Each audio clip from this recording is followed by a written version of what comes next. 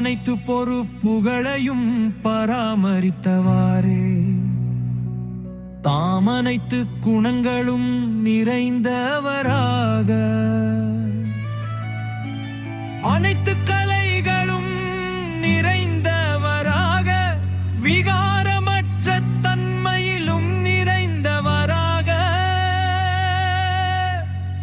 ஆகி சம்பூரணம் என்ற இலக்கை அடைந்தே தீர வேண்டும் என்ற குறிக்கோளை கொண்டிருந்தார். தாதிஜி மனம் சொல் செயல் மூலம் இரட்டை அகிம்சாவாதியாகி அனைவருக்கும் சுகத்தை கொடுத்தார். சுகத்தை அடைந்தார் மனதால் கூட எந்த ஆத்மாவிற்கும் துக்கம் கொடுக்கவும் இல்லை, துக்கத்தை எடுத்துக் கொள்ளவும் இல்லை.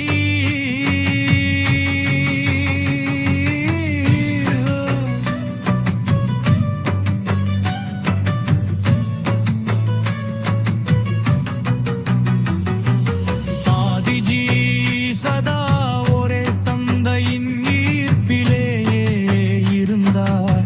அவரை எந்த பழைய பொருளோ நபரோ தத்துவங்களோ தன் பக்கம் ஈர்க்கவில்லை. சதா ஒரே தந்தையின் இமையில் இருந்து தன் சூட்சுமமான உள்ளுணர்வுகளையும் ஒருமுகப்படுத்தினார். அவருடைய நமஸ்காரங்களில் ராயல் தன்மை இருந்தது. அவர் யாரை பற்றிய அவகுணத்தையும் உள்ளத்தில் வைத்துக் கொள்ளவில்லை, யாருடைய குறைகளை கவனிக்கவில்லை. சதா பிறரை பற்றிய சிந்தனை, பிறரை பார்த்தல் மற்றும் பிறர் அபிப்பிராயங்களில் இருந்து விடுபட்டு சுய சிந்தனையில் இருந்தார். தாதிஜி பிரம்மா பாபாவிற்கு சமமாக சதா பணிவாக இருந்தார். நிராகார மற்றும் நிரகங்கார ஸ்திதியில் இருப்பதற்கான பயிற்சியை செய்தார். சதா தம்மை சேவைதாரியாக கருதினார்.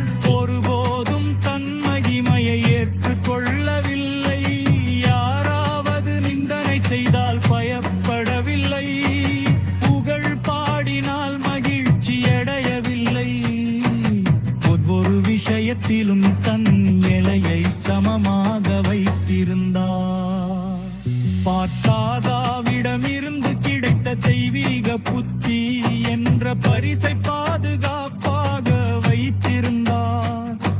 சதா சக்தி வாய்ந்த எண்ணங்களை எழுப்பினார். ஒவ்வொரு கர்மமும் ஸ்ரீமத் படி இருக்க வேண்டும், அதில் சிறிதும் மனவழி அல்லது பிறர் வழி கலக்கக்கூடாது. தெய்வீக புத்தியின் அடிப்படையில் ஒவ்வொரு எண்ணம் பேச்சு செயல் இருக்க வேண்டும் என்ற இலக்கை வைத்து முழுமை நிலையை அடைந்தார். சதா ஒரே பலம் ஒரே நம்பிக்கை, ஒருவரிடமே அனைத்து உறவுடனும் எந்த பக்கமும் ஈர்ப்போ பற்றோ இல்லை எப்போதும். சகோதரன் சகோதரன் என்ற உள்ளுணர்வோடு அனைவரையும் பார்த்தார். இரக்க குணம் தாரணை செய்து பலவீனமான ஆத்மாக்களிடத்தில் பலத்தை நிரப்பினார். தீமை செய்பவர்களுக்கும் அவர்களின் நன்மை செய்தார். ஒவ்வொரு சிறிய பெரிய என் பிரச்சனைகளையும் இதுவும் புதிதல்ல என்ற நினைவால் கடந்தார். எந்தையொரு காட்சியையும் பார்த்து ஏன் என்ன என்ற இல்விகளில் சிக்குவர் கற்றுப்பதில்லாத சதா சாட்சி பாவத்தை தாரணை செய்து சதா மகிழ்ச்சியாக இருந்தார். அவருடைய ஒவ்வொரு பேச்சிலும் ராயல்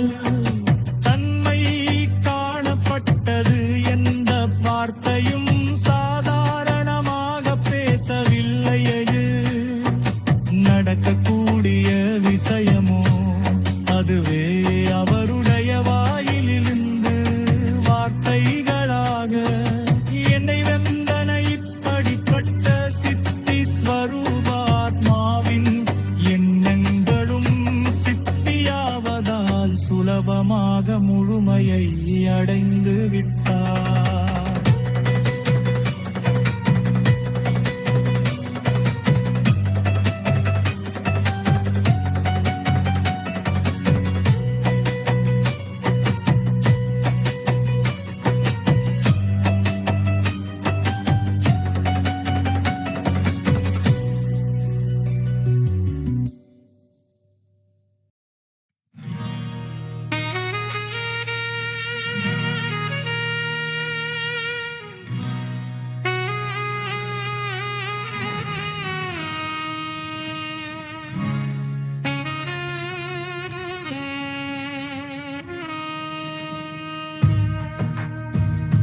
யவன் தாதிஜி சதா ஆத்ம நம்பிக்கை நிறைந்தவராக எங்கது மாம் கல்பதல்பமும் வெற்று அடைந்தவாத்மா என்ற நினைவிலேயே இருந்தார்.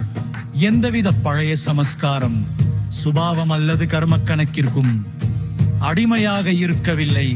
ஆத்மா ஒளியாலான சரீரத்தில் வசித்துக் கொண்டிருப்பது போன்ற அனுபவம் செய்தார்.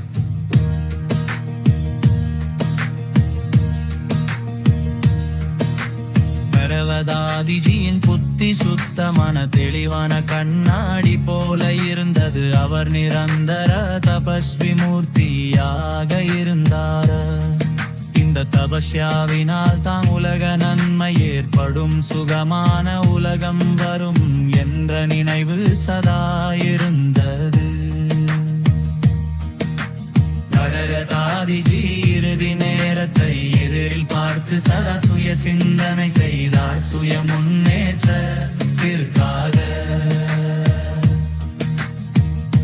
இரவும் அகர்த்த வேளையில் பாபாவிடம் இனிமையிலும் இனிமையான ஆத்மீக உரையாடல் செய்தார். பாபாவின் மகா வாக்கியங்களை ஆழமாக படித்தார். பாபாவின் கூடவே பாபாவின் முரளியில் துண்டிக்க முடியாத அன்பு இருந்தது. சாதிஜி தன்னுடைய சம்பூரண நிலையை உருவாக்குவதற்காக உடல் உணர்விலிருந்து அப்பாற்பட்டு இருக்கும் பயிற்சியை செய்தார். நாம் உலக நன்மைக்கு நிமித்தமாக இருக்கின்றோம். நாம் சுய ஸ்திதியை உயர்ந்ததாக, ஒருமுகப்பட்டதாக, ஒரே ரசனையுடையதாக, அதாவது எண்ணங்களிலிருந்து அப்பாற்பட்டு எண்ணங்களற்றதாக ஆக்க வேண்டும். அப்போதுதான் நாம் இந்த பழைய உலகத்திலிருந்து பறந்து பாபாவிடம் வதனத்திற்கு சென்று அமருவோம் என்பது அவருடைய புத்தியில் சதா இதுவே இருந்தது பாபாவின் நினைவில் இருந்து அனைவரையும் திருப்திப்படுத்தி அனைவரின் ஆசிகளையும் பெற வேண்டும் என்ற சதா தீவிர விருப்பத்தில் சதா இருந்தார். எந்த கௌரு ஆத்மாவும் என்னால் தொந்தரவு அடைந்து சாபம் கொடுத்து விடக் கூடாது என்பதில் முழு கவனம் செலுத்தி அனைவரின் ஆசிர்வாதங்களுக்கும் பாத்திரமானார். நான் சம்பன்ன பரிஸ்தாவாக மற்றும் கர்மாதி நிலையை அடைந்தவராக ஆக வேண்டும். இந்த பழைய உடலை விட்டு பரிஸ்தாவாகி அவ்யக்த வதனவாசியாக ஆக வேண்டும். இந்த சேவைகள் யாவும் இரவும் பகலும் நடந்து கொண்டே இருக்கும். நான் சேவையுடன் கூடவே சுயத்தின் மீதும் சூட்சுமமான கவனம் வைத்து பாஸ்வித்தானராக வேண்டும் என்ற இந்த ஒரே இலட்சியம் எதிரே இருந்தது. தாதிஜி சதா அனைத்து தடைகளையும் கடந்து தடைகளற்ற நிலையில் இருந்தார். ஏகாந்தத்தில் தனிமையில் அமர்ந்து தன்னை சூட்சுமமாக சோதனை செய்து தன் குறைகள் பலவீனங்களை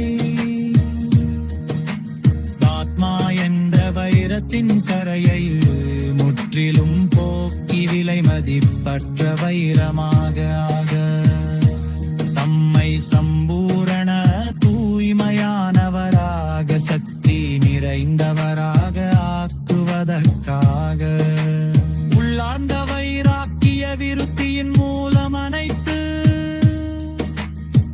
விஷயங்களிலிருந்தும் விலகி இருந்து தனது சூட்சுமமான பார்வை எண்ணங்களை சம்பூரண தூய்மையாக்கினார். பழைய சமஸ்காரங்கள் என்ற இயற்கையை தோற்கடித்து இயற்கையை வென்றவராக ஆகி பாபாவின் மடியில் கலந்து விட்டார். நான் பாபாவினுடையவன், நான் பாபாவிற்கு சமமாக சம்பூரணமாக ஆகியிட வேண்டும்.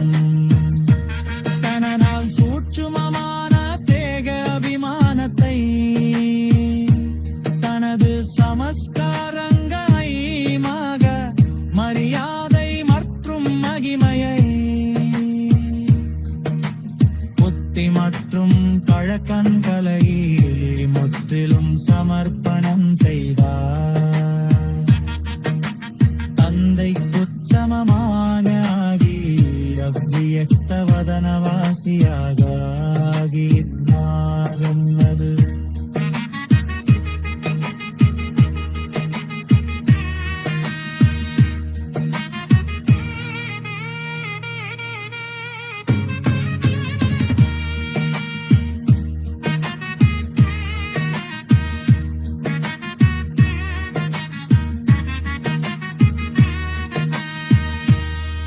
நான் பாபாவினுடையவன், நான் பாபாவிற்கு சமமாக சம்பூரணமாக ஆகியே தீர வேண்டும். அதனால் சூட்சுமமான தேக அபிமானத்தை தனது சமஸ்காரங்களை மான மரியாதை மற்றும் மகிமையை புத்தி மற்றும் பழக்கங்களை முற்றிலும் சமர்ப்பணம் செய்தார்.